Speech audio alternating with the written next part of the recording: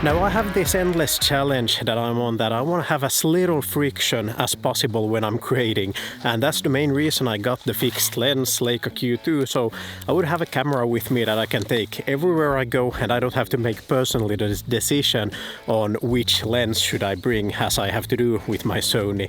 And that got me thinking that now that I do have the camera and I'm carrying it with me daily wherever I go, I came back to thinking about when I was living in Riga.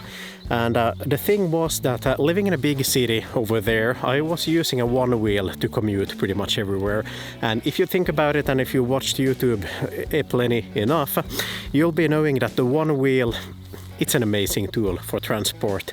Well, I don't have one over here, but you know that you're with your hands free, and it's just like the ultimate transportation method for any photographer out there, because your hands are not tied. You can have your camera in one hand or in both of your hands and just ride around taking pictures, and you'll cover so much more ground than what you'll be doing instead of walking everywhere. And fast forward to me now living where I currently am in the countryside. There isn't really much use for a one wheel, as the distances everywhere here, they're pretty huge, and an electric vehicle like that doesn't really suit the rural.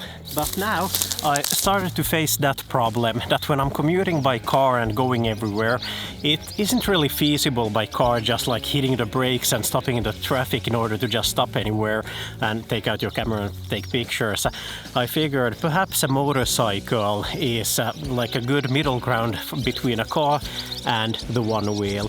Because essentially by a motorcycle you'll be covering the same distance, the same ground as you'd be with a car, but you have the flexibility that you have with a one wheel. And this got me thinking that I need to get a hold of a bike for a few weeks. So here's my loaner that I'm going to ride for a few weeks in the summer.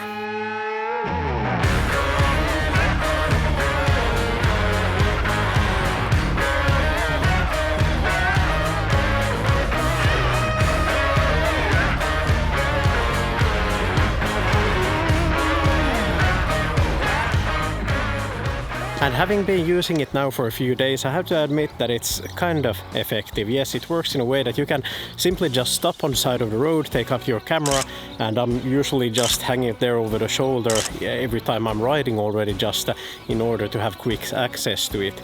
And the helmet I'm having is one of those you can just open up the front. I, by the way, usually always carry with me, so I'm just crossbody carrying it with me whenever I ride, so it's easy to access.